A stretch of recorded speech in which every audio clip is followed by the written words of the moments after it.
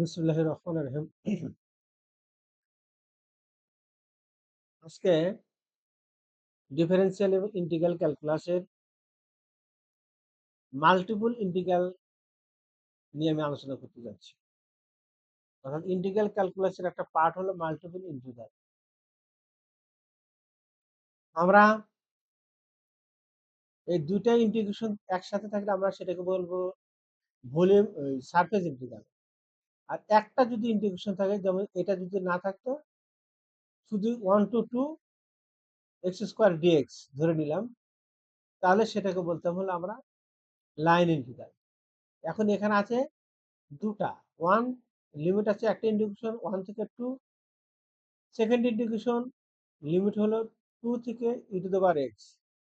Integrand function হলো আমাদের এটা x by y with respect to dy and dx.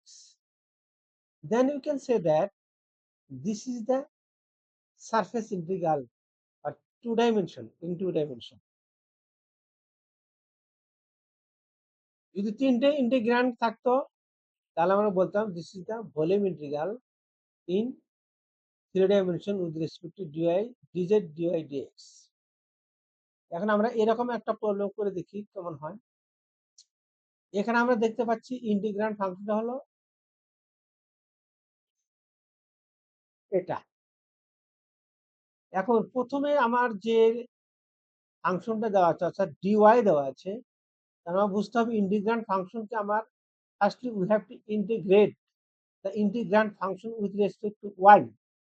Y এর সাপেক্ষে আমাকে ইন্টিগ্রান্ড করতে হবে, ইন্টিগ্রেশন করতে হবে। Then this is the limit of y, this is the limit of y, this is the limit of y. If dx is the first place, remain in the first place, then we can say that the integrand function we should be integration with respect to x. Then this is the limit of x. Since dy is the first function, and then we have to integrate the integrand function with respect to y, then this is the limit of y, and then we get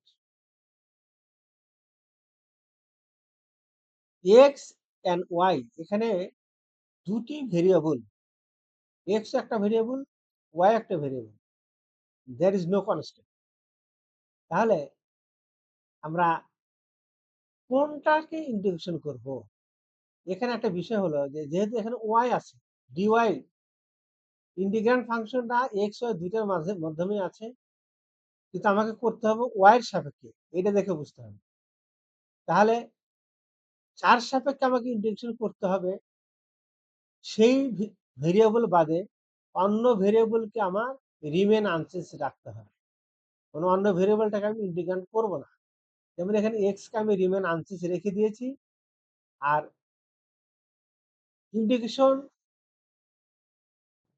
2 থেকে e to the power x 1 by y dy, অর্থাৎ integration dy by y সমান আমরা loan Y লিখতে পারি, সেটা লিখেছি।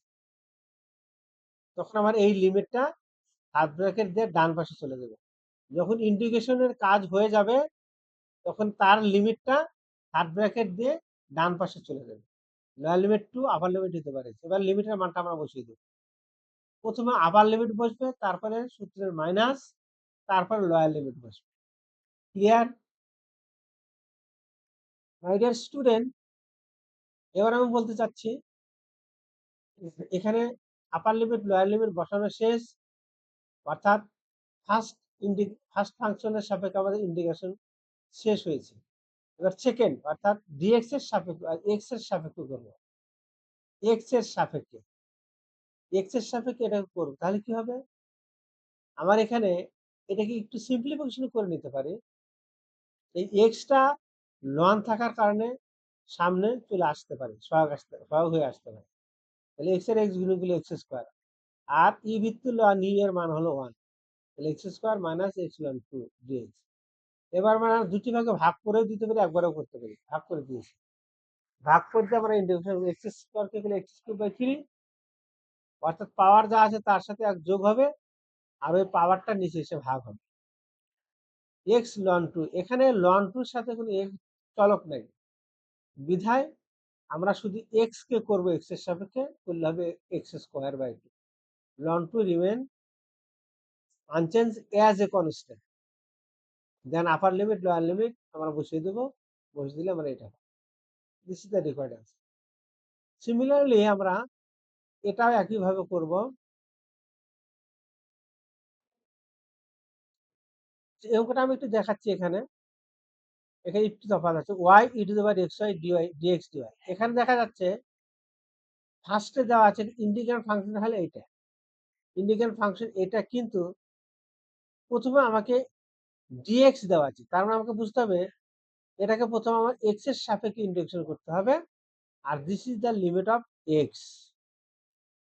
তাহলে আমরা করি এক্স এর সাপেক্ষে এটাকে করি y e to the power x y, y is a variable, e to the power x y is another function. দুটি ফাংশন এখানে গুণন আকারে আছে, e to the power y remain unchange, e to the power x কে আমরা করবো কারণ এখানে এক্স এর ফাংশনটা আছে, e to the power m x, e to the power m x integration করলে কি হয়, e to the power m x by m, এই দেখাইছি আমি, e to the power m x integration করলে e to the power m x by m. এখানে e to the পাওয়ার এমটা হলো constant টার্মটা, অর্থাৎ ওয়াইটা হলো এখানে এম, তাহলে e to the power x y by y, e to the power x y by Y.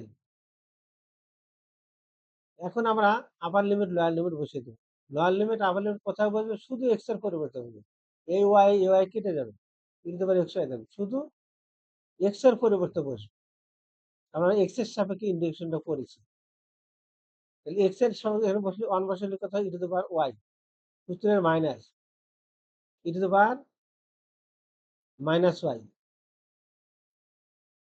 Lower limit আছে minus y. এবার আমরা কি করব,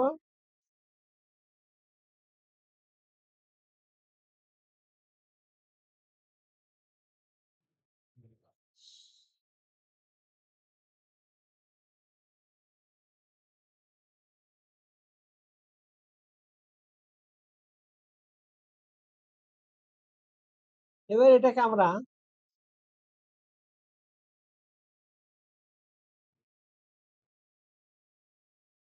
ওয়াই এর সাপেক্ষে করতে হবে,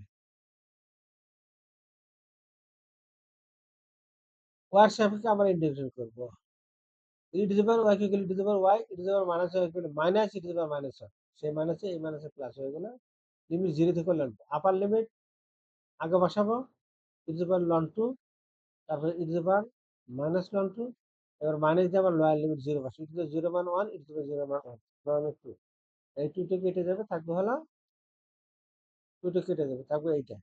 এখানে এটাকে লেখা যায় e to the power ln two to the power minus one, e to the power ln two to the power minus one, অর্থাৎ এইটার মান হলো আমাদের ওয়ান, আর টু ইনভার্স ওয়ান থাকবে, এটা মানে হাফ।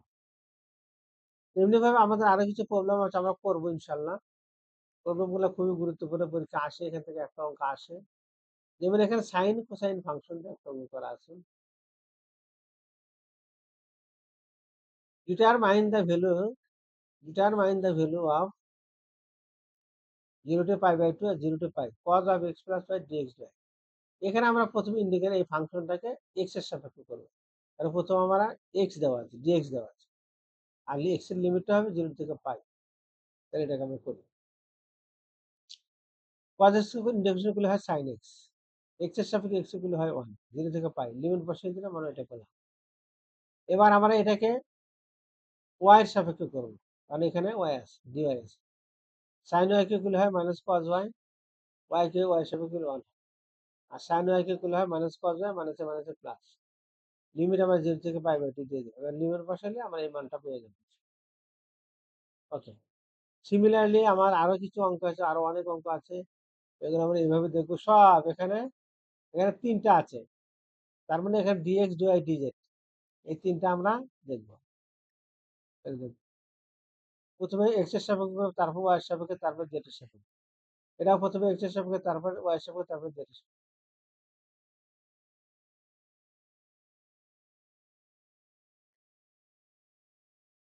এরকম আরো অঙ্ক আছে, যেমন এখানে আমি একটা দেখাই, থ্রি ডাইমেনশনের, এভাবে আমরা করব, মোটামুটি ইনশাল্লাহ এগুলো পরীক্ষা আসে, দেখলে বোঝা যাবে। এখানেও একটা অঙ্ক আছে, আমরা এখানে দেখব। এখানে dz by 1 plus x plus y whole cube, অর্থাৎ এটাকে আমরা করতেছি কিসের সাপেক্ষে? ওয়াই এর সাপেক্ষে করতেছি। কিসের সাপেক্ষে? ওয়াই এর সাপেক্ষে। ডিওয়াই ডিএক্স ডিএক্স করে dz ডিওয়াই ডিএক্স, এই ডিএক্সটা থাকবে না।